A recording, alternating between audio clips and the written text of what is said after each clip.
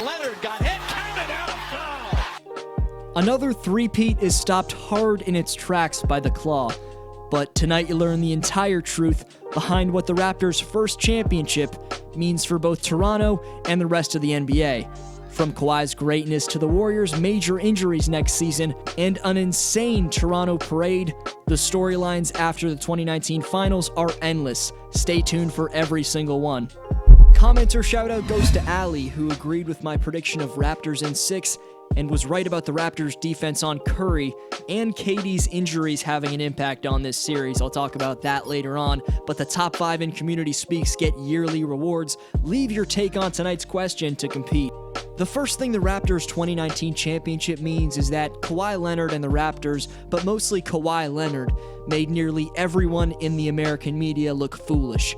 In return for DeRozan, the Raptors got a generational defensive talent, the best rebounder on their team by far, and a man with a complete offensive repertoire. 2 days after the trade, these were my thoughts as a Raptors fan. We gotta be happy with this trade. I think Kawhi is the best player in the East, and our GM took the right risk. Another year of mediocrity just isn't acceptable. You'd think Kawhi's dominant offensive season in 2016-17 would convince everyone that this was the right move for Masai to make, but that just wasn't the case across the mainstream US media. And since these figures disrespected the Claw in such a distasteful manner, tonight we expose them and don't hold back. First, it was Michelle Beadle doing her best as a basketball voice on ESPN to stay unbiased. You don't talk, you don't defend yourself. Now you got stories coming out that you're coming off as an obnoxious diva. You don't want to go play with LeBron because you want to be the top dog. You are the top dog for a team and an organization that has done really well for many, many years.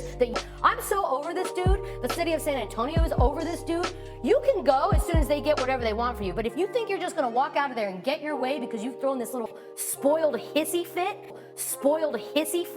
the entire motive behind her argument is clearly just saltiness. And then failed NBA executive with Memphis, Stu Jackson, left a bold take on Fox after Kawhi was traded.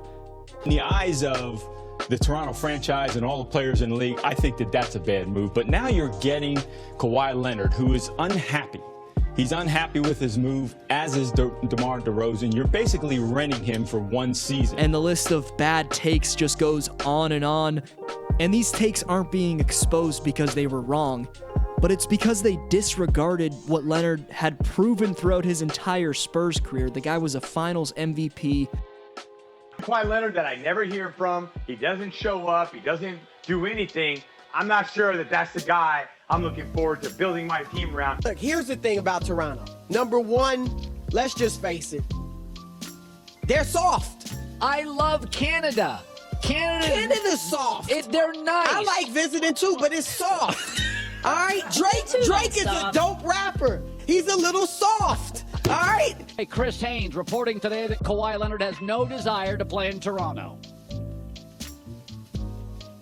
How can you give up good stuff and get a guy who doesn't really want to play there? There's just blasphemy all over the place. But let's move on. And not only is Kawhi's reputation looking good because of his historically great 2019 postseason, but his situation with the San Antonio medical staff last year now looks completely in his favor. Because rushing players to get back when they're experiencing potentially career-altering type injuries is extremely dumb, regardless of whether or not you fake cry on TV after the game like Bob Myers did. I don't believe there's anybody to blame. But Durant should have never been cleared to play, plain and simple. There's no getting around the fact that they rushed him back. And with Klay also out for next season with an unfortunate landing resulting in an ACL tear, which team in the Western Conference is going to take advantage of the hobbled Warriors? Can the Lakers sign a star free agent to pair with Davis and LeBron? And even if they do, are they the legit Western Conference favorite? More on that coming up, but we stay with the champs for now. The third bit of meaning from the 2019 NBA Finals is that Toronto could just be getting started after this championship. Van Vliet and Siakam are both 25 years old. I think you still have a few more years of Gasol, Lowry, and Ibaka being extremely productive. And then who knows what Masai Ujiri is going to pull out of his hat next. The guy makes great acquisitions time and time again. But Fred VanVleet, Kyle Lowry, Pascal Siakam, and Serge Ibaka combined for 89 points in Toronto's Game 6 title-clinching win. Marc Gasol had 3 games of 15-plus points in the NBA Finals. Danny Green helped them to a Game 3 win with 6 threes. So all of these contributions around Kawhi prove that winning a title takes a complete roster full of talent, and that becoming NBA champions not only requires you to have 3 to 4 All-Stars. If you fill your roster with shot creators and defenders like Toronto has, then that is another recipe for success. Of course, they needed their one superstar, Kawhi Leonard, but he needed his elite supporting cast just as much.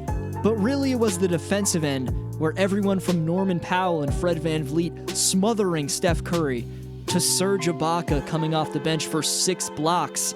That all helped Toronto get timely stops. Fred VanVleet proved he's the best backup point guard in the league these finals, with the heart, shot-making, and IQ he consistently displayed in the finals. After Fred's son was born, he shot 14 of 17 from deep to close out the Milwaukee series, and the finals was the best series he had all playoffs. But let's not act like any of that finals production from those role players would have happened if Kawhi hadn't have carried the Raptors to the finals. And in the 3rd finals appearance of his career, Kawhi became one of 3 players in NBA history to have 2 finals MVPs by the age of 27, joining the company of Tim Duncan and Magic Johnson. He also joins Kareem Abdul-Jabbar and LeBron James to become one of 3 players in NBA history to win finals MVP on 2 different teams. Kawhi's legacy is headed towards all-time greatness, but we're in the here and now, and entering 2019's offseason, there is absolutely zero denying the fact that Kawhi is the best player on earth.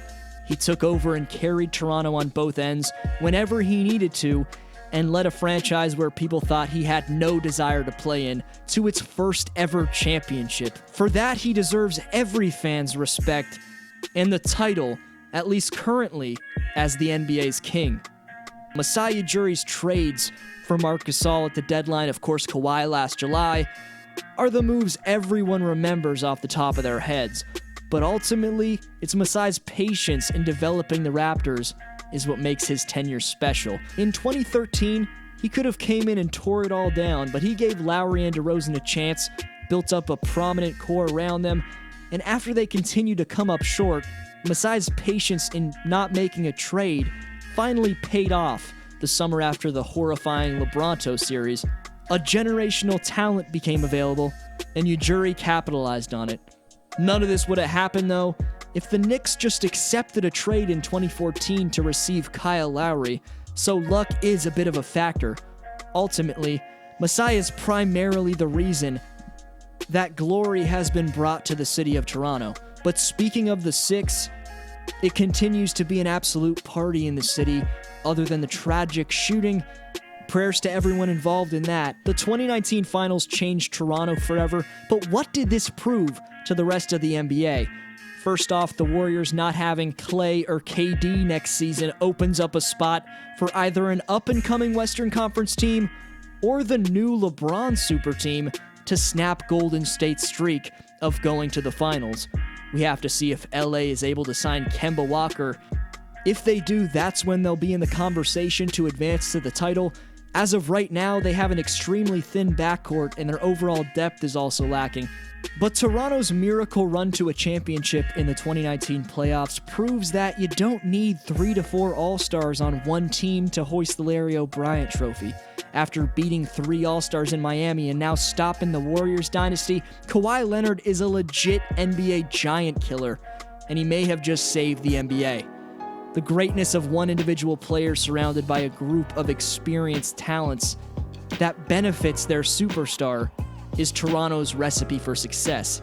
And that's something that can be much easily replicated by teams as opposed to developing a super team. So young, up-and-coming, well-rounded teams like the Denver Nuggets, Portland Trailblazers, Milwaukee Bucks, Utah Jazz, or LA Clippers need to acquire via trade or even develop one of their own current pieces into an elite championship caliber go-to guy. But in my opinion, the Lakers need much more around LeBron and AD if they're going to advance to the finals. But this video shoutout question focuses on the champs. So what's the best Raptor storyline of the 2019 NBA Finals? Go check out my finals prediction for the Raptors and a prediction I made for them back in April that they'd go to the finals. And congrats to my hometown of Toronto and all of Canada. This was your boy Dflow. I'll see you next video.